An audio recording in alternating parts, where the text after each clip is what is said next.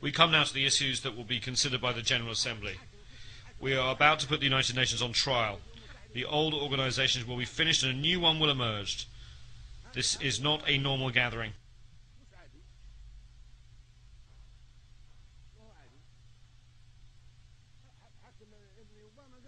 Even son Obama said that this is not a normal gathering. It is a historic meeting. The wars that took place after the establishment of the United Nations, why did they occur? Where was the Security Council? Where was the Charter? Where was the United Nations? There should be investigations and judicial intervention. Why have there been massacres?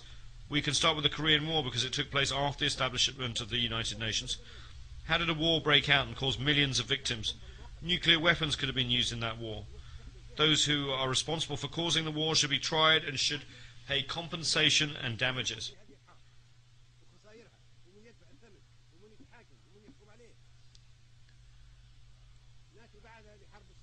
Then we come to the Suez Canal War of 1956. That file should be opened wide.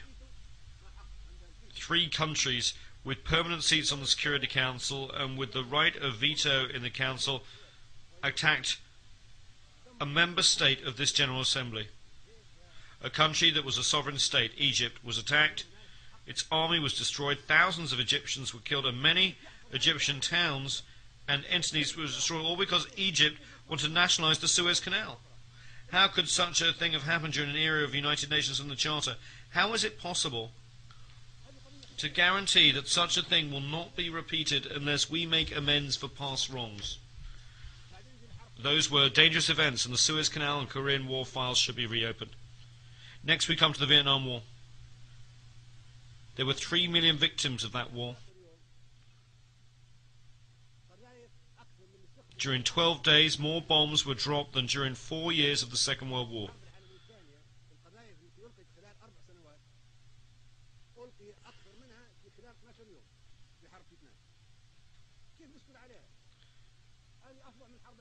It was a fiercer war, and it took place after the establishment of the United Nations and after we had decided that there would be no more wars. The future of humankind is at stake. We cannot stay silent. How can we feel safe? How can we be complacent? This is the future of the world, and we who are in the General Assembly of the United Nations must make sure that wars are not repeated in the future. Then Panama was attacked, even though it was an independent member state of the General Assembly. 4,000 people were killed, and the president of that country was taken prisoner and put in prison.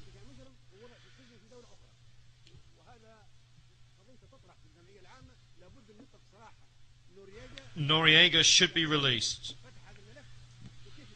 We should open that file.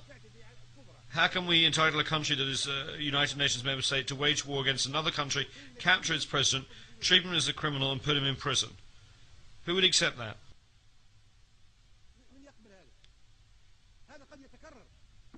It could be repeated. We should not stay quiet.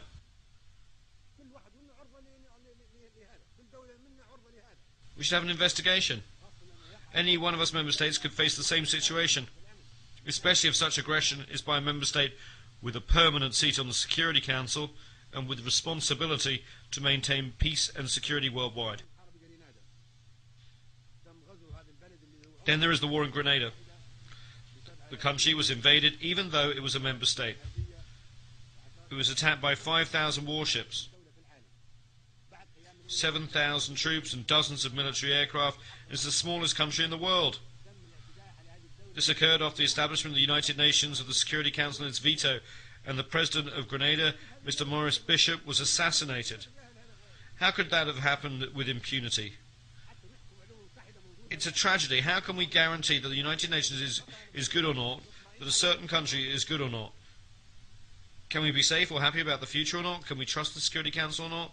Can we trust the United Nations or not? We must look into and investigate the bombing of Somalia. Somalia is a United Nations member state. It's an independent country. under the rule of Aidid. We want an investigation. Why did that happen? Who allowed it to happen? Who gave the green light for that country to be attacked? Then there's former Yugoslavia. No country was as peaceful as Yugoslavia, constructed step by step and piece by piece after being destroyed by Hitler.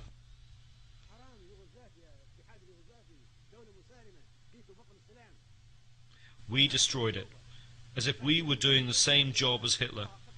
Tito built that peaceful country step by step, brick by brick, and then we arrived and broke it apart from imperialistic and personal interests. How can we be complacent about that? Why can we not be satisfied?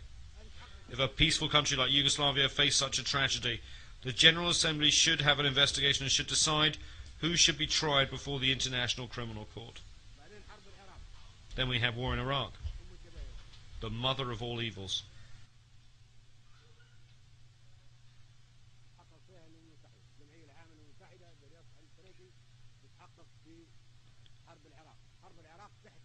The United Nations should investigate that. The General Assembly, presided over by Mr. Trekkie, should investigate that. The invasion of Iraq was a violation of the United Nations Charter. It was done without any justification by the superpowers with permanent seats on the Security Council. Iraq is an independent country and a member state of the General Assembly. How could those countries attack Iraq? As provided for in the Charter, the United Nations should have intervened and stopped the attack.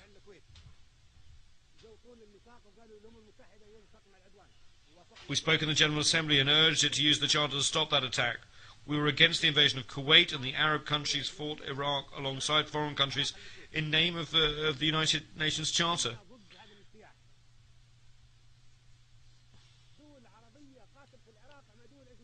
In the first instance, the Charter was respected. The second time, when we wanted to use the Charter to stop the war in Iraq, no one used it, and that document was ignored.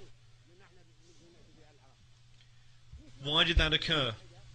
Mr. Trekkie and the General Assembly should investigate to determine whether there was any reason at all to invade Iraq.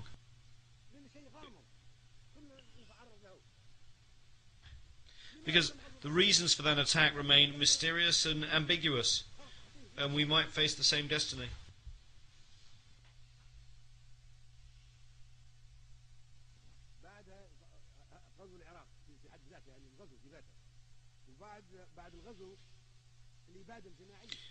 Why was Iraq invaded?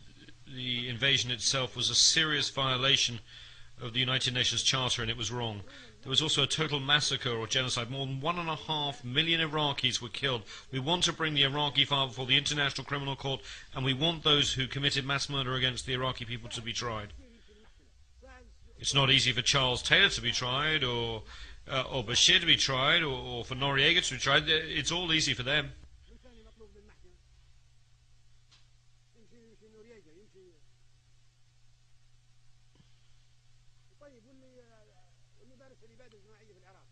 But what about those who have committed mass murder against the Iraqis? They cannot be tried. They cannot go before the ICC. If the court is unable to accommodate us, then we should not accept it. Either it is meant for all of us, large or small, or we should not accept it and should reject it. Anyone who commits a war crime can be tried. But we are not livestock or animals like those that are slaughtered for the Eid. We have the right to live, and we are ready to fight to defend ourselves.